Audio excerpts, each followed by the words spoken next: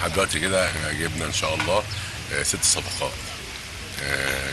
جبنا محمد خالد راس حربه، عبد الله الرويني باك رايت، محمد توكل تحت راس الحربه. جبنا كمان حارس اسمه حسام صادق حارس مرمى، ووليد فيصل.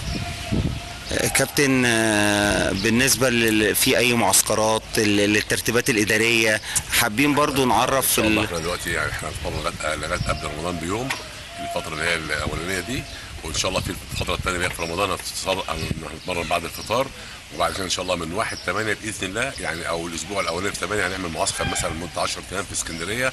ان شاء الله بعدين هنيجي بقى على المباريات الوديه لغايه ما يستأنف الدوري باذن الله.